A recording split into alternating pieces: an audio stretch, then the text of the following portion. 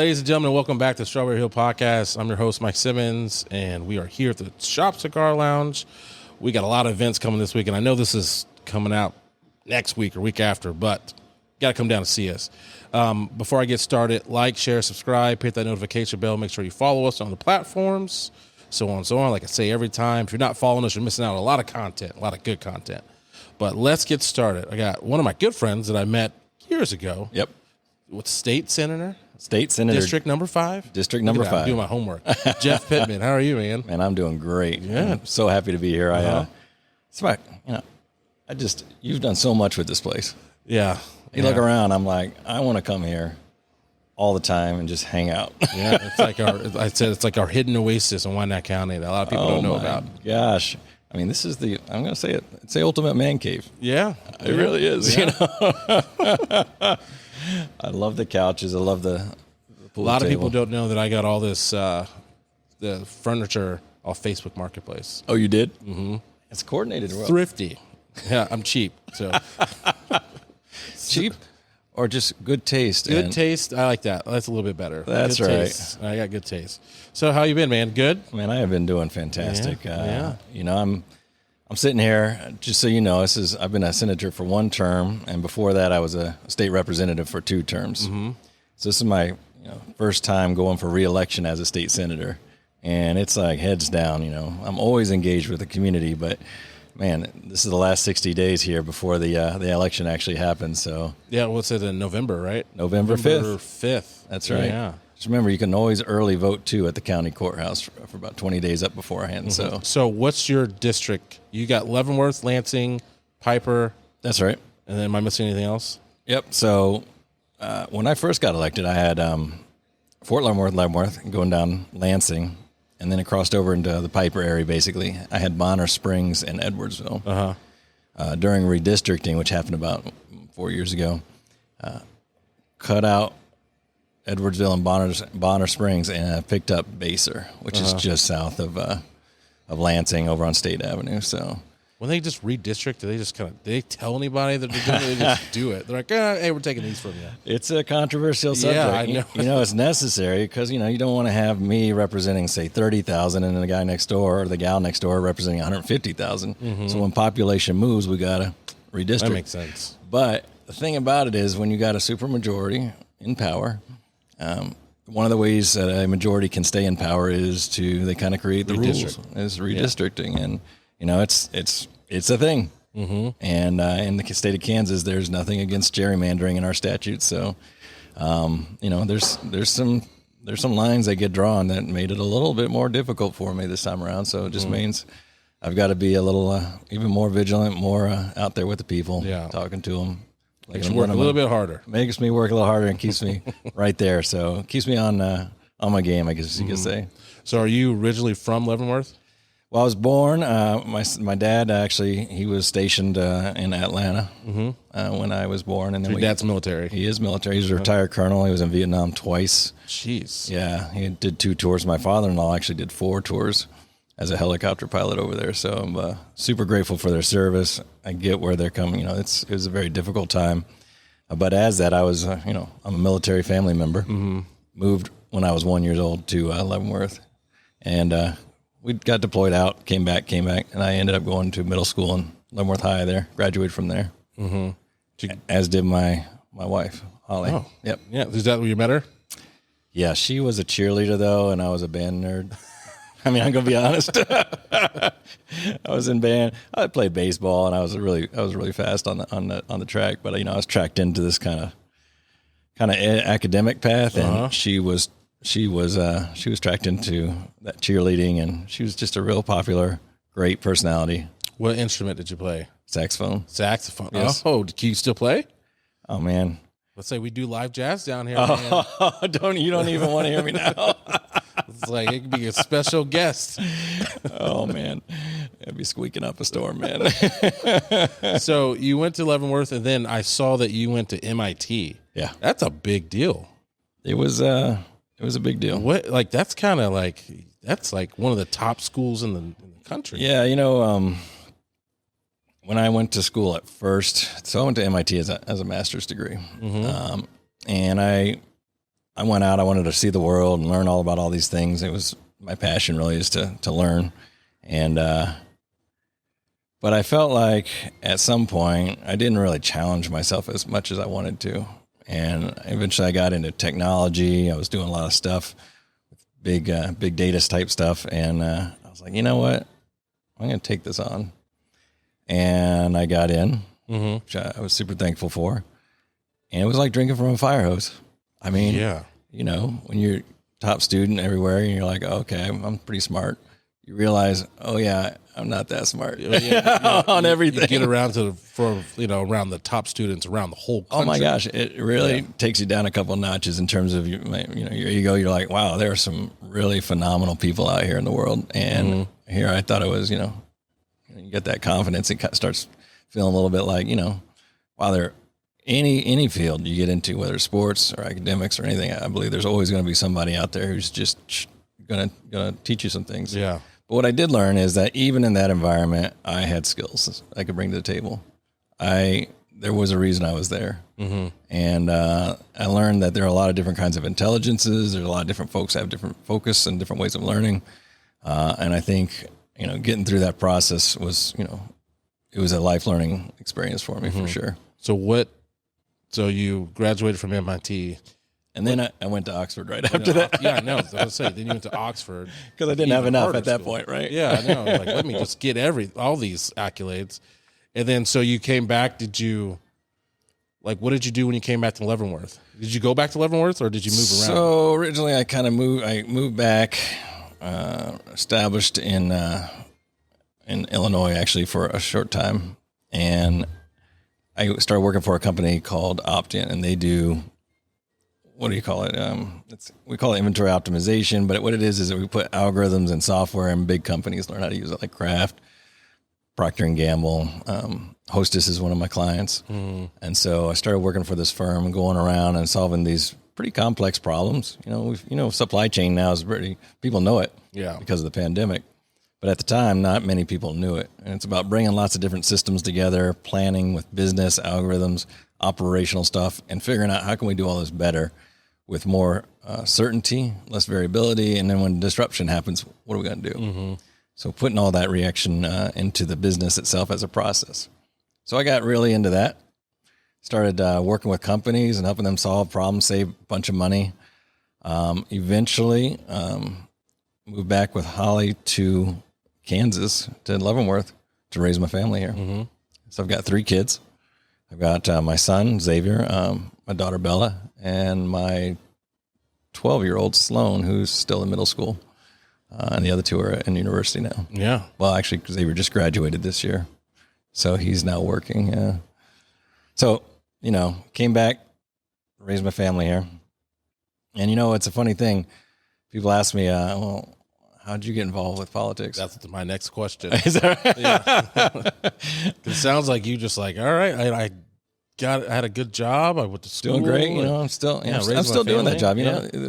Kansas has a citizens legislature. So, working families can actually be in the legislature. Yeah. So you don't have to quit your job. You don't have to. But you got to work it out with either your job or your. I will be gone a lot. Yeah. It's a good 90 days up front. My first year was 128 days because we couldn't decide. Yeah. On some things when we were trying to attack that brownback problem that we had to fix. But you get a lot of retirees. You get folks that are married to somebody who's the main provider up there. You don't really get a good cross section of working families just because it's hard for businesses. If you're working at 9-to-5 job, you're not gonna be able to get off and go up there unless the business really, really wants to invest in your career.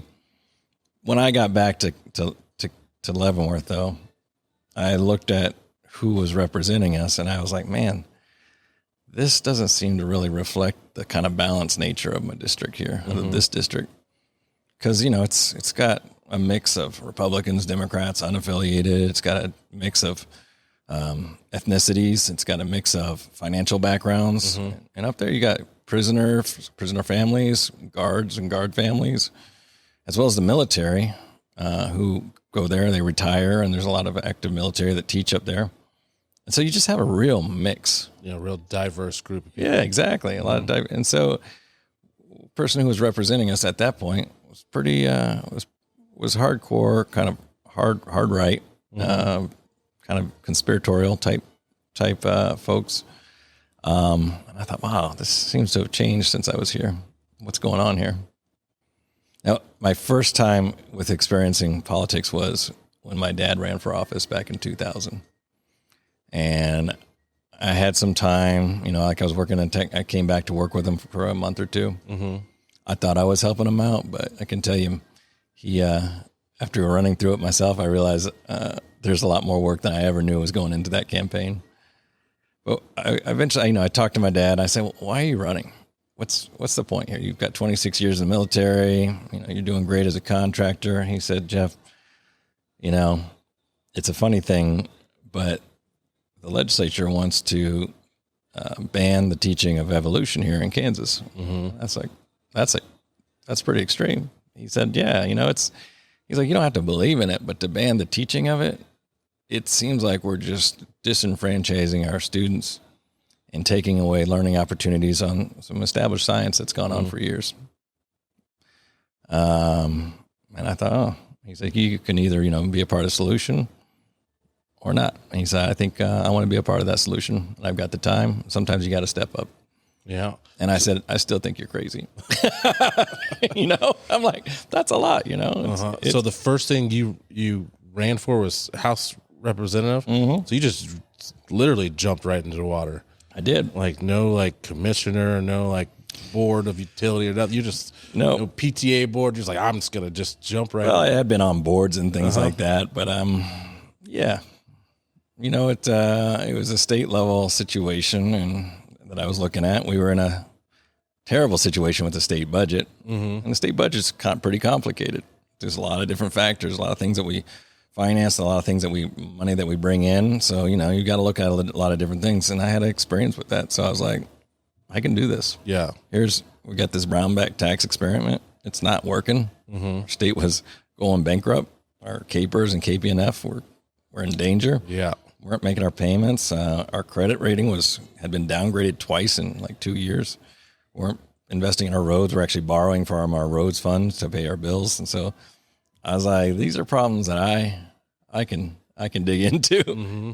I get it. I got that background. Mm-hmm. And so that's really when I said, okay, I can step up and I can help make a difference here. Yeah. So now you're state senator. Yeah. You've done it for this first term, 4 years now. 4 years. So I guess for the people out there, tell me what are the duties of a state senator? Well, the duties, if there's one thing you have to do, you have to vote to pass the state budget. Uh-huh. Really, some folks invest more into the duties, I'd say, and others invest less into those duties. Mm-hmm. For me, I find it to be super important to be a part of the community, to make yourself accessible, to make the relationships with local government, local firefighters, local police officers, local teachers, the superintendents, the parents, the organizations, the nonprofits, and really understand what's all that fabric look like. Mm-hmm.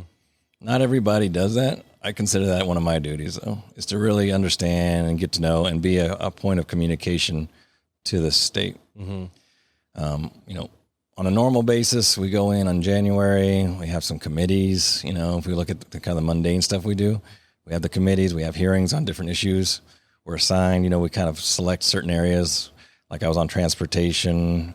This year I was on the appropriations budget, the Ways and Means Committee. Financial institutions, they're looking at banks and insurance. So there's just a series of things. Education Committee looks at how we're teaching our kids across the state and how we're going to finance that. And so we go through hearings and we try and suss out issues that are challenges, fix some things if we can, and pass laws in those first 3 months. Mm-hmm. The biggest thing, though, like I said, is to get our revenue and our budget situation. That's the core of what we have to do. Yeah. Outside of that, now we're often pulled into, constituent issues where somebody has a challenge working through the Department of Revenue or with a license plate or who knows what, or some more serious things that maybe somebody is finding that they're being discriminated against in some process, and they want to know who to reach out to to get some assistance there. So, we can engage more heavily as senators and as representatives, or some just choose to, hey, I'm going to pass my vote and be out of there, Yeah. So depending on the type of individual, what they want to do, they can do more or less. I find that the more rewarding. More is always better. I think so. Yeah. Without stepping on a bunch of toes, but understanding how do we fit together. Because I believe our area of the state is the growth engine of Kansas. Yeah, it really is. I mean, there's a lot going on. Yeah. And is there more to be done? And are there folks who, have been left behind because of some of the economic changes over the last century? Yeah. But is there an opportunity to bring them along and say, hey, look, let's make sure, the water's rising for all folks in this area as we bring in new businesses as we've done? Absolutely. And I think this is the area, especially my district here, it's moving along, and there's next 10 years, it's got a lot of growth going to happen here. So your first term, what are you, I guess, like happy to talk about or proud that you've done that you said, because sure, it's been a lot, like this is your first time, getting in that seat. So as a senator? Yeah. Well, it helped that I was in for 4 years as a state rep. Like that's almost like I was learning a lot. Yeah. And, if I was going to say I was happy about one big thing that we did, we turned the state finances around. I was part of that solution. It was tough. Like I said, it took a long time to get people to agree to all these things and to really push that through so that we're now stable financially, moving forward. Great things are happening. So if I was proud about one thing at a state level, that was phenomenal. Fully funding schools, all that. If I were going to go on a more personal note, like I said, I'm a military kid, military brat, they call me. One of the things that I noticed going state to state is that when you're a military kid, you get friends in an area. You start to like a state, you like a place. But 2-3 years later, you're moving on. So like my sister, we were stationed in Alabama for a while. She got to know some folks in high school. She kind of wanted to stay and go to university there. But when you move away, get stationed somewhere else, you're not a resident there. And, with education, out-of-state tuition is really expensive. So in-state is a big deal. One of the things I crafted the legislation. I got some folks on the other side of the aisle to help co-sign on that, and went through the Senate and the House and pushed through the legislation that would enable anybody who's been stationed here a year, their dependents and them, the military, if they choose to come back to Kansas, can get in-state tuition. That's awesome. Yeah, it was a big deal for me. Yeah.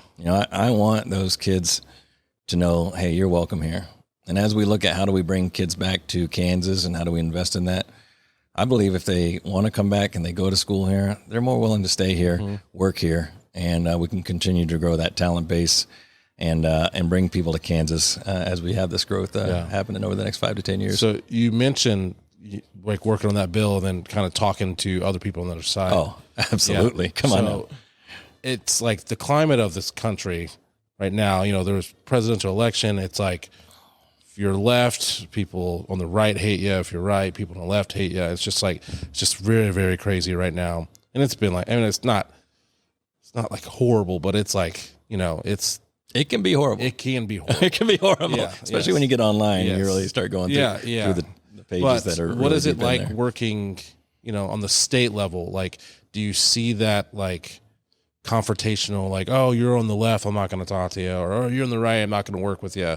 Like, is it like it is, like how the media portrays it, or is it not as bad?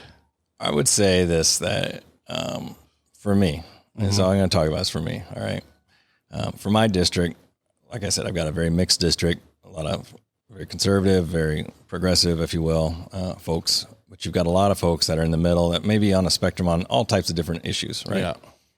And I think that's what's important to me, is to realize when we start trying to label everybody in these little buckets and categories, that's when we start really doing ourselves in Kansas a disservice. In my opinion, we have to understand that even though we have differences, you and I, we come from different backgrounds, we've got to respect the background and the perspective you're coming to, because you want to help Kansas and this community as much as I do. Yeah. Typically. Yeah. You know, it's hopefully no one gets in politics and like just doesn't want to help, the state or the city or whatever. Sometimes you look around and you say, like, boy, there isn't any interest except self-interest. They say that, but in general, I think that that's true, is that we if we can get beyond and understand that we will have differences, but we can move together on things, if we can respect each other and have that dialogue and that discussion and not just throw mud at each other, throw spite, I believe we do everybody a better service. And so what I've strove, I don't know, what I've tried to do, what I've tried to do. And I was very successful in the House when I was there, is to make relationships across the aisle and inside of my own party, and really understand the people that are there, understand where they're coming from. If somebody's here, you're good. He's got it. All right. Understand where they're coming from and build up some trust so that, when we need to work with issues together, we can talk to each other and say, hey, and I did that in the House. Now, in the Senate, it was a little bit more difficult. It's a few, 40 people. They say, Senate's a little less political, a little bit more personal. Yeah. Because you are dealing with folks, and you're dealing with the politics and the personalities. And so, during the pandemic, I was right when I started. And you started. Yeah. So, we come out of Brownback kind of disaster, and then we get into the pandemic disaster, and it's like, can we get a break here? But it's like we were separated, and we kind of, it was harder to make those relationships and have those conversations because we were more isolated from each other. And what happened then is, in that first year, I think it was probably more party, and it just didn't feel right to me, because I do work across the aisle, and I do try and approach each issue as I can and understand it. But after a year or two, was able to build up those same kind of rapports or relationships, and you gain respect watching some folks work in that committee process. Yeah. And does it get divisive and nasty up there? Yes. Yeah. Do people point fingers and really get kind of partisan? Absolutely. But I like to work against that. Yeah. And I think that when we can, like I said before, we can really make things happen in a better way. But, it's inevitable that people will get, a little bit tribal and say, hey, look, they're terrible because they're that thing. It happens with Wyandotte and Leavenworth County. Oh, yeah. I mean, come on. It happens. But, if we can remember that we're together in this Northeast quadrant, I believe that we can work better. So I'm going to ask some hot topics. Let's go. Yes. So Chiefs, Royals. Oh, man. Yeah. Bringing it to the table. Let's do it. What you got? We're trying to get them in. I don't know what I can do, but I'm going to try everything in my power to get them here. I want the Chiefs. So I don't know what I could do. Clark Hunt, like I said, if you're listening, come down and give you a free box of cigars. Let's not bring that up. No, I'm kidding. I could do that. You can't buy these things with cigars. It really doesn't influence much. I'm just going to say that right now. Yeah. Whatever they say, that's not true. Look, here's the deal: is that their lease is coming up over there. They're in an old stadium. We know they had some concrete problems on the Royal Stadium. Don't know what that was about, but they're looking around and they're saying, what are we going to do next? Because it takes about 5 years to build a stadium out. And they're about 4.5 years from that. Yeah. And they're like, okay, we got to start looking at our options. Jackson County didn't step up. And I don't blame them either. The vote was, we're going to take a 0.75%, I think it was property tax. Yeah. Yeah. And we're going to put it on the backs of the Jackson County taxpayer. And the perception was, I'm working my day-to-day job trying to feed my family while we're having some high prices on groceries and such. And we're going to pay these billionaires to have a better life, right? Yeah. Well, that's not a very good perception. And I can understand absolutely why they're like, well, this is not a good deal. And when that failed, I will say we were positioned to take it, take advantage of, to offer up an alternative. There you go. All right. Because in Kansas, we've got a way of doing things which is pretty unique, and it's been very successful out in the Legends, whether it was for the NASCAR track or Sporting KC area. They're called star bonds, and it has to do with sales tax. Yeah.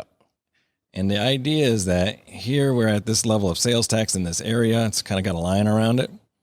If we build a new facility and we let them borrow money, we'll pay that back, that money they borrowed, with the additional sales tax of that area. Yeah.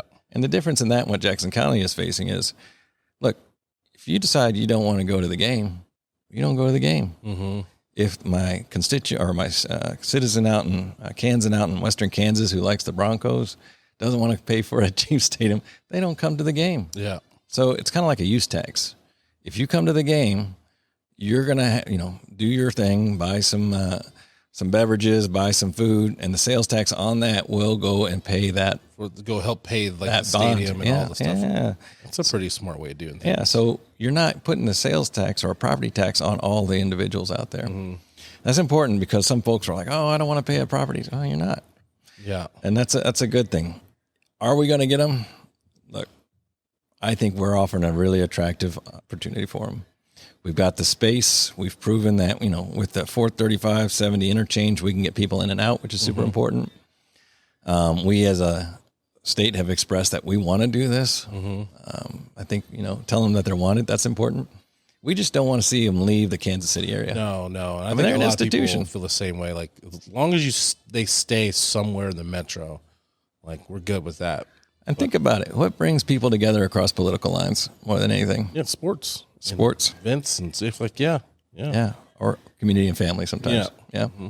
So, but sports is one of those things. And I think that helps us with our identity here. Yeah. Greater Kansas City area has a challenge being across state lines, KCK, KC-Mo, Johnson County, even Leavenworth.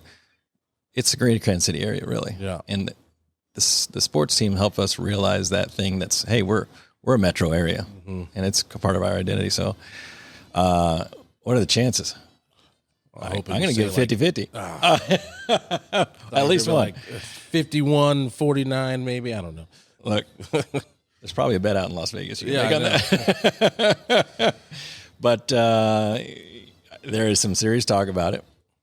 So there's some serious players, not team players, but serious folks who are really interested in doing this. Mm-hmm. I think that my biggest challenge personally is that, Arrowhead is an institution. Yeah. And anything we would build would have to be comparable. But what's happening in places like the Patriot Stadium is they build a whole area around it. So they have still tailgate, but you have the areas that you can go during game day to do some, sports pep rally type stuff. Yeah. They've got, bars and restaurants right around it.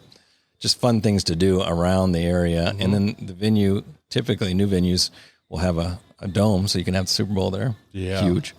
Super Bowl, Final Fours. I mean, numerous events. Taylor Swift concerts. Wouldn't that be something? Yeah, no. Right here. Can you imagine that? Oh, my gosh. That'd be fantastic. And then there's a whole income revenue stream that happens for the state. Uh-huh. The payroll for Kansas City Chiefs is about $500 million. And when a team plays here in the state of Kansas, let's say Aaron Rodgers comes down, plays here, comes up, and he was paid $1 million for that game. Yeah, the state taxes him on that. Boom. Yeah.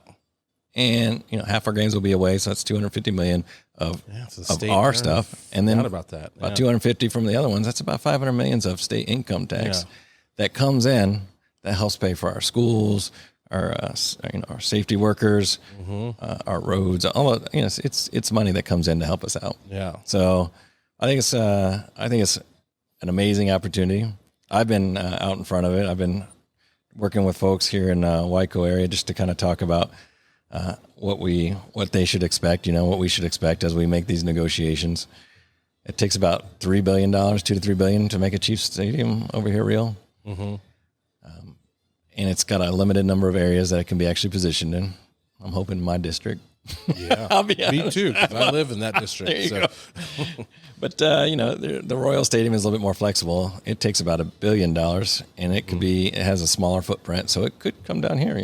There are talks about maybe positioning it down here, and it's a possibility for sure. I won't be upset if the Royals come, but I would prefer the Chiefs. Oh, 3-time Super Bowl champs. I know. I mean, it's hard not to, right? I mean, come on. But it will be about 3 or 4 years away if it were to happen, right? So, sticking with the stadium, I know there is like a surplus of money that think the state of Kansas has from gambling and other things. And I know that we were planning on using it if the Chiefs come. So if the Chiefs or Royals, one of the two, if they don't come, is there like another avenue for that money to be spent? Sure. So I'm gonna define a few terms right now. So the way the Chiefs and the Royals, they wouldn't actually take money from that surplus. What happens is we allow them, we issue bonds on their behalf. So then some investors come in and they buy those bonds. So they're not actually even borrowing, taking money from our coffers. It's money from investors that we're allowing them to, that we're guaranteeing basically for them. And then the sales tax goes in. Okay, I'm glad to clarify that. Yeah, so it's kind of a different mechanism. We're not actually taking money out of our revenues at all. And so we did get some money. We got a lot of money from the federal government during the pandemic. They turned off the requirement that we pay them back for a year or two on some of their Medicaid and other types of things. And so there were some one-time bump ups in terms of our pot of money. And then our revenues came in higher than we expected. So we're projecting out all the time, and as we do our budgets, and it came in higher. And so we built up some money, and we invested some of that in what's called a rainy day fund, so that if we hit another big, terrible economic crisis for 4 or 5 years, we got some safety money to help pay for the teachers and everything else. But we're still a little higher than we wanted to be. So we got together, and for the whole year this year during session, we negotiated tax cuts. Yeah. All right. And it was a big debate. Started out, this far away from each other, and we got closer and closer. And that's Democrats, Republicans. It's Senate and the House. It's the legislature and the governor. And then there were some outside entities throwing, curveballs in all the time as well. So we came up with a plan. And I was happy to be on board, especially on the final one where we eliminated the income tax on Social Security. So that helps out our elderly. They're hitting 65 and up. We were able to reduce the property tax somewhat. Still have a long way to go there. Yeah. And then did a general income reduction for all citizens in terms of some of the rates. There was a big push by some of the more conservatives that are aligned with this organization called ALEC, that they wanted a single tier, one tax rate. And it's tempting, but it really does hurt the lowest income folks. It raises up their rates from 3.1 to 5.2%. They did propose putting these exemptions in for them, but the problem with exemptions is they kind of go away. So there's a lot of tax structure stuff we did, but in the end, we reduced the income by $1.3 billion. And what that means is tax break for folks over the next 3 years of $1.3 billion. Jeez. And some will say, we could have gone further, Jeff. And I'm like, yeah, and we still have opportunity next year. But what we did was, after I was speaking with the governor at one point, she's like, Jeff, I need you with me because we haven't got our revenue estimates in. And I want to make sure we're not going below zero like we did in Brownback in 5 years. And she's like, there's different projections. There's 2 or 3 different tax packages on the floor. We need to come back with a solid plan that gets us so that we're still above zero in 5 years. I said, all right, I'll be there with you as long as we make sure we get a really good package through. And we did. We could have done more. I was happy about reducing the food sales tax to zero by January as well. So what's going to happen is we are giving teachers raises. We're giving safety workers, we're giving highway patrol some raises as well. And we have invested in getting rid of sometimes we borrow money to build things like bonds and things like that. We've gotten rid of some of those bonds so that we're not putting that on future generations. And so we're trying to take care of one-time spends while we have this money that's not guaranteed to stick around. And that's been the focus of the administration and to a large part some of my colleagues in the legislature. Yeah. So it's like we're trying to take care of these one-time things where we can and take care of deferred maintenance on some of the schools, university buildings that they kept putting off. And so it's it's kind of like business as usual, but we might have an opportunity for another tax cut in the next 1 or 2 years. That's good. Yeah. So kind of sticking with like sports-ish. Yeah. More fun, right? Yeah, more fun. So I saw that Missouri has on the table to vote for, sports bets. Mm-hmm. And so they will have sports betting if they vote on it, which they probably will. Sports betting and, they legalize marijuana. Mm-hmm. So that is a lot of revenue coming in the state of Missouri. Is Kansas looking at something like that? Because I know a lot of people have different feelings about marijuana, but hey, it brings in a lot of money. It does bring in a ton of money. A lot of money, and then it kind of, I know it changes things for the state, but there's a lot of benefit for, I can go on and go on. But what, I guess, is Kansas even thinking about that? Is that on the table of legalizing marijuana? Yeah, look, it's wildly popular in different polls that have been taken. I've read up to 70-75% of people really, especially medical marijuana. Like, I grew up in a military family. I was assumed, parents weren't into that or anything. But when my mom had cancer for the second time, and she was real thin and she was not hungry, she said, I'm even thinking about doing this, Jeff, taking advantage of this. And I think that's what happens is when people have loved ones that are benefiting from some of the benefits that have been espoused, whether it's cancer patients or veterans up there where I'm at who tell me about their PTSD kind of mellowing out the those symptoms.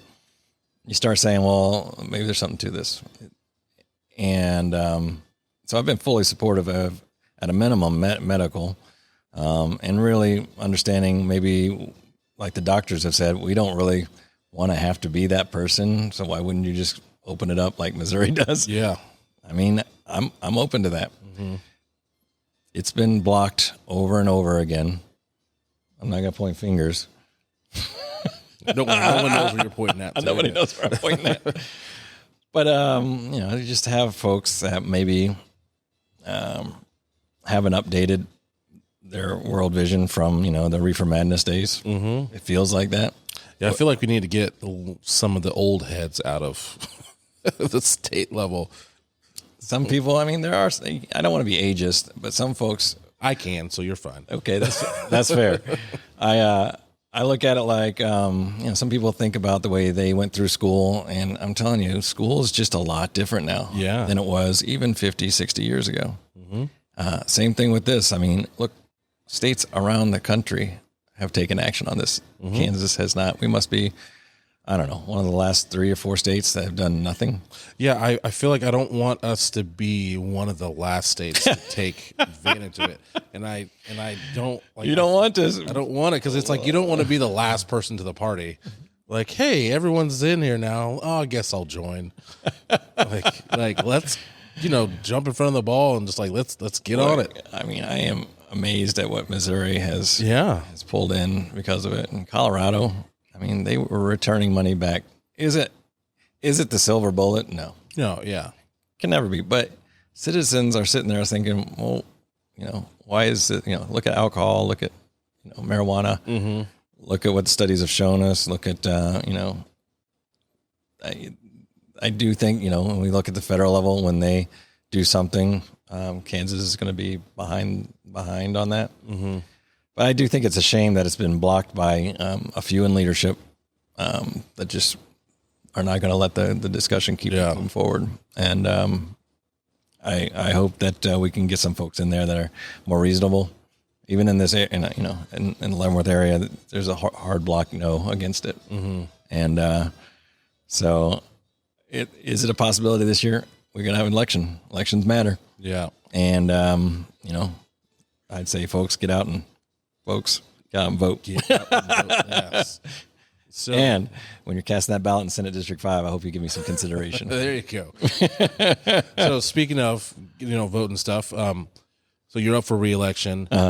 And I guess my question is, what do you plan on doing if you get reelected in your next term that you haven't got to do this term?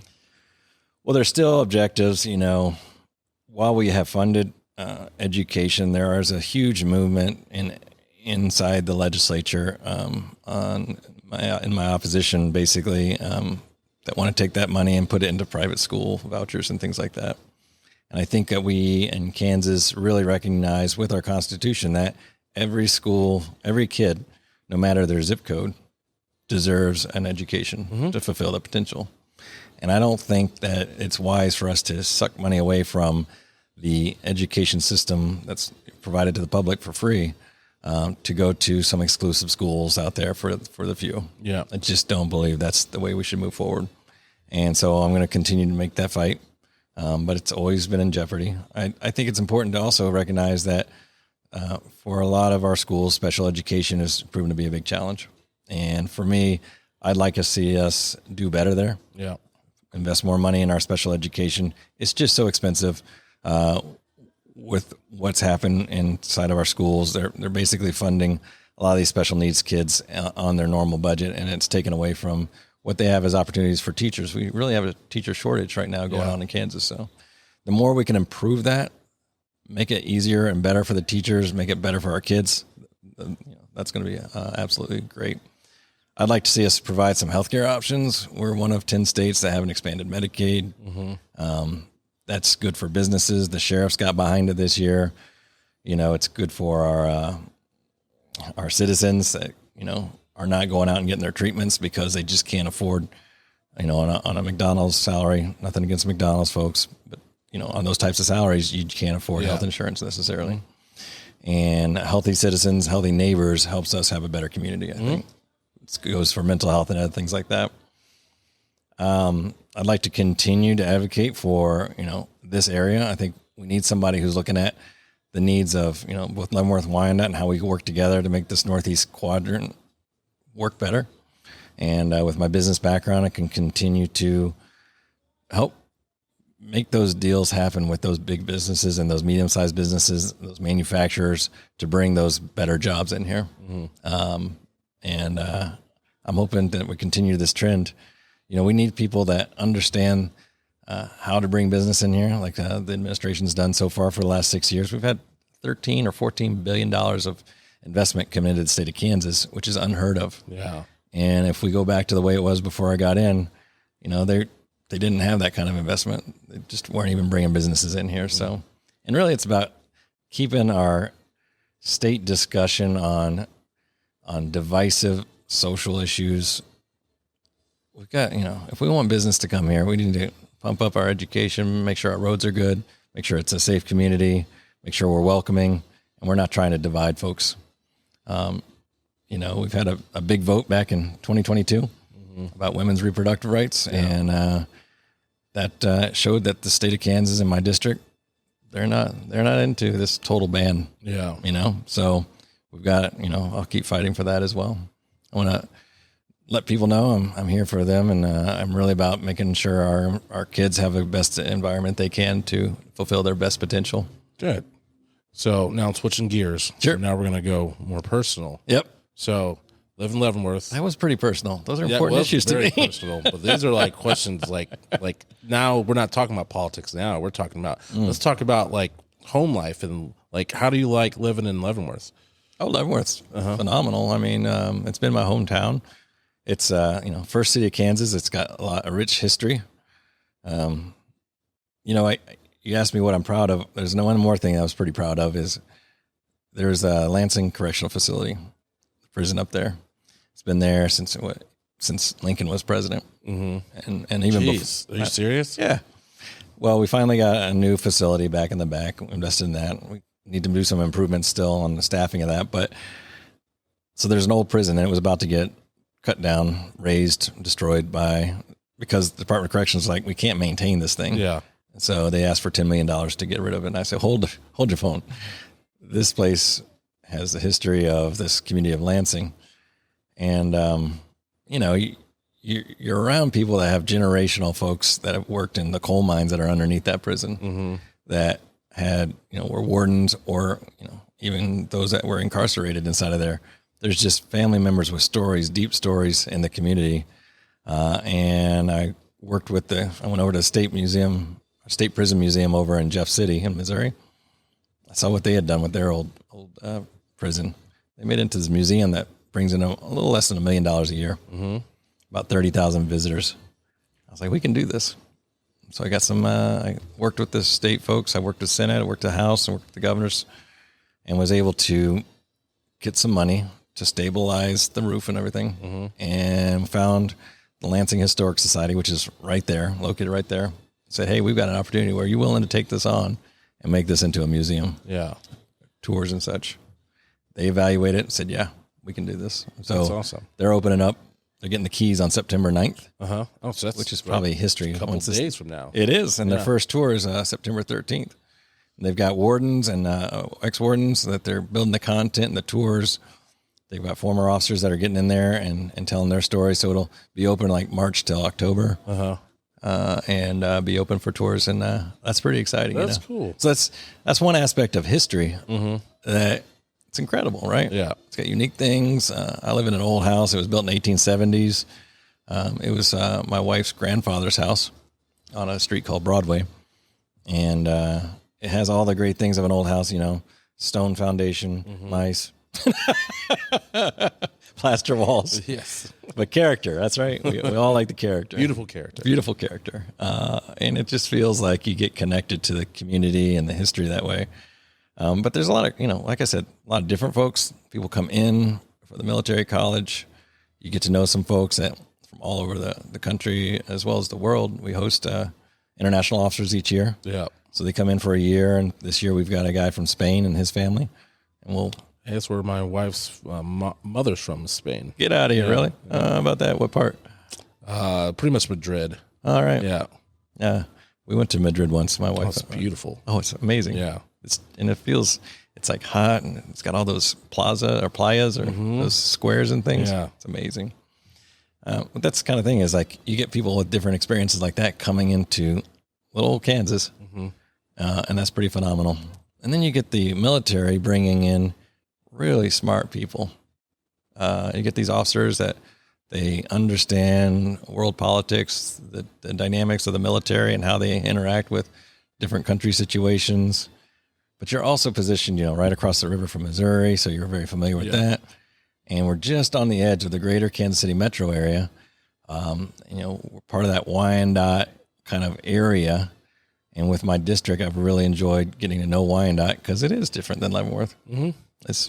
It's got lots of different history and so many different factors, so many different groups inside of Wyandotte County. But it is the place where I went to high school. It's a place where I had all my friends. So, it's kind of neat to be in town still. And then my parents lived down the road and her parents still live down the road. So you still get that small town community feel, and yet you're still part of a bigger picture, so I like it. Yeah. So what does personal life look like when you're not like working? Oh my goodness. I don't even know. I feel like I'm running around all the time, I got my normal job, so, I gotta make sure I'm bringing in the money still. Yeah. Really, being present in the community as a senator has affected how I live my life, I'd say. Because, you just become part of more different groups and you go to more things to be a part of, more pieces of the community. Both my wife and I have really had a life of service here. She's in all these different groups as well. She's the mayor pro tem of Leavenworth. I don't know if you knew that or not. I did not know that. Holly Pittman. Oh, yeah. That means that she'll be, so mayor pro tem is like next mayor in line. So she was elected last year. Most votes anybody ever gotten for a city commission. So she's going to be the mayor of. She'll be the mayor in December. Congrats. When you see her, tell her I said congrats. Oh man, well you might have to have her on your show. Yeah, talk about her perspective. Yeah, she'll be much more interesting, I'm sure. She's great. I still do things with my kids as much as I can. I think that's the most important thing to me is being able to support them and their interests, whether it's doing these kind of strategic games with my son, supporting my daughter Bella with her pageant pageant life. I'm ask you about that. Or listening to Arctic Cats. Is it Arctic Cats? Arctic Monkeys? There you go. How old am I? I know Arctic Monkeys. Monkeys on the on a CD. that she bought. Yeah. I'm like, you're buying a CD. Who buys a CD when you're 12? But apparently that's cool. And supporting her with some of the theater stuff that she does, or just playing card games and things like that. I think that to me is my most valued time in my life, is that time with my kids. And it's really important, I think, for each of us to know that, this is important to them as fathers, and as and mentors, and even just spending that time and setting aside that time it can be hard. They're like, what are we doing? I don't know. We're gonna watch some show together, but it is key. Yeah. So you said, you mentioned your daughter in the pageant. Like, you kind of downplay a little bit. Like I don't mean to downplay it. She's Miss Kansas USA. Yeah. And then is it over with yet? Yeah. So, because she was in the top 20, right? Of Miss USA. Miss USA. That's right. So it was what a wild ride. She had done pageants for a couple of years, and she had been Miss Kansas for what's called Miss Teen Volunteer Kansas pageant.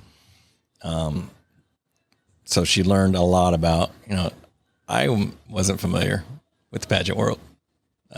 So it was a big learning lesson for me about what goes into it.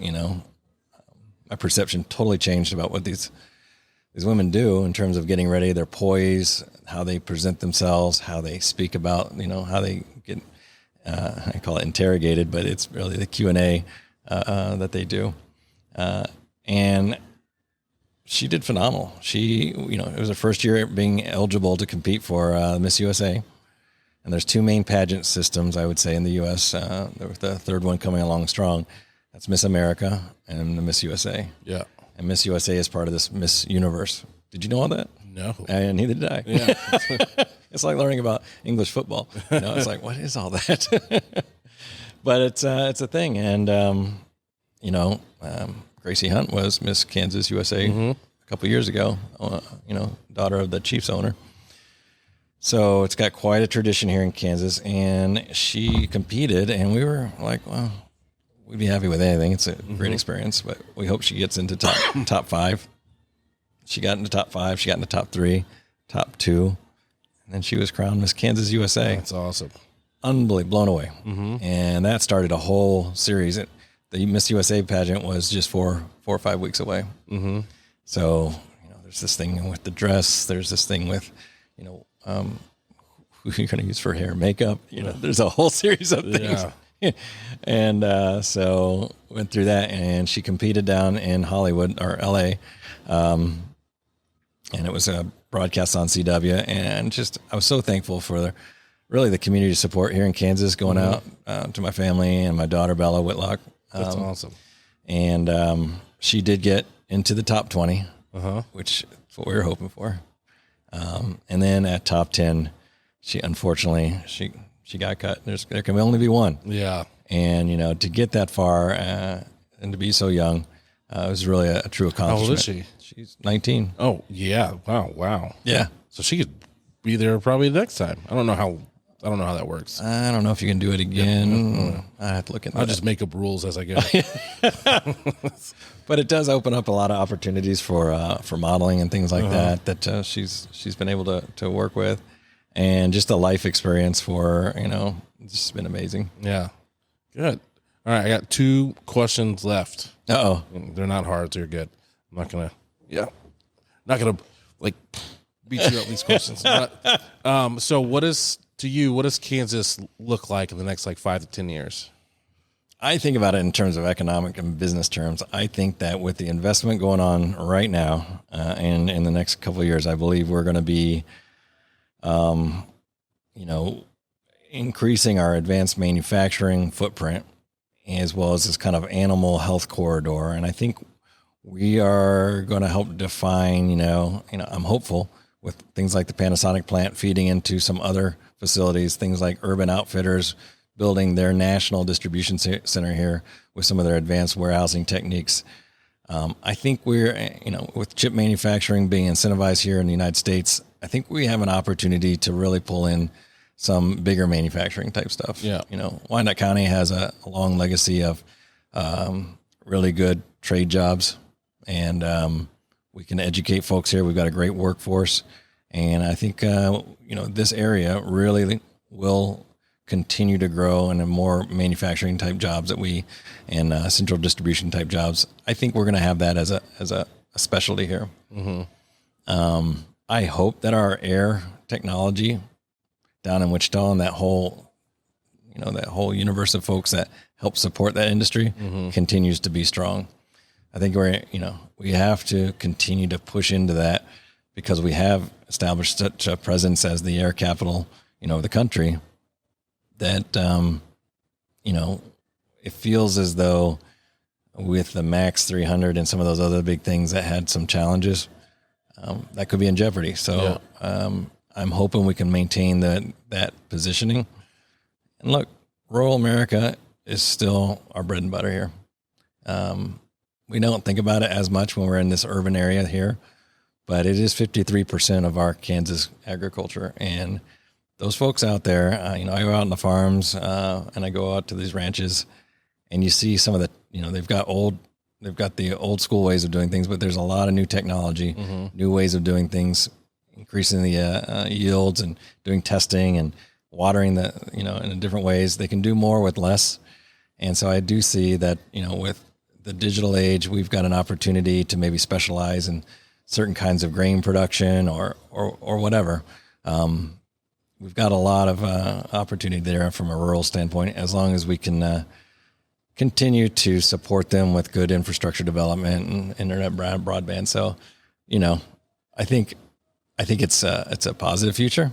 Mm-hmm. I think that we've got to keep making sure our trade schools and our universities are focused on the ball here, and we make this an attractive spot for folks to come to, because I think that we are a welcoming state.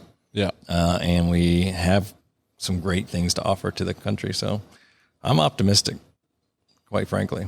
As long as we can make sure we're not dividing our community. Yeah. And keep moving forward as understanding we have differences, but we need to make sure we respect each other's differences and needs, so that we're not alienating folks here. Yeah. That's a good answer. I like that answer. Yeah. Hopefully it looks like that in 5-10 years. Hey, I'm hoping. I'll give you kudos for the rest of your life. Well, we're going to need somebody in leadership when Governor Kelly, her term's going to come up in 2 years. So we need to make sure somebody who has those very values and those vision can help drive that vision throughout the state. Yeah. Yeah. Yeah. Are you giving like a hint, or maybe you're going to... Didn't say a thing. I'm focused on winning my race in 60 days. So that brings me to my last question is, so why should people vote for you? Look, I've got the experience. I've proven myself, proven I can help our community. I can go across the aisle. And I've proven that I do that. I think that's important to so many folks in our community, that if there was one thing, it's somebody who's involved in community, who show that they can make a difference in our community, who can advocate for the best things for our community and our state. And, I'd appreciate your vote. Was it November 5th? It's November 5th. Vote early, though. Yeah, vote early. You can vote early. Vote early. Yes. Vote early and get out there. And if you want to find more about me, go on Facebook. I'm on Facebook under Senator Jeff Pittman, as well as votepittman.com. You can email me at jeff@votepittman, Pittman.com. You can always call me as well if you have some issues. So glad to chat. Glad to have had this opportunity, Michael. Yeah. Hey, thank you for coming out, man. Oh, it's been too long. I haven't seen you in a while. So I know. I was like, yeah, come out. We'll talk. Absolutely. Yeah. I didn't even know what we were going to talk about. No. This has been great. Yeah. Like I said, thank you. And you are more than welcome to come in anytime you want. Well, let's see what happens in 60 days. Yes. Yeah, after 60 days. I'll hold you to it. All right. Well, thank you for coming in, and thank you guys for tuning in. Check us out next week on our next episode, and we are out. Goodbye, everybody.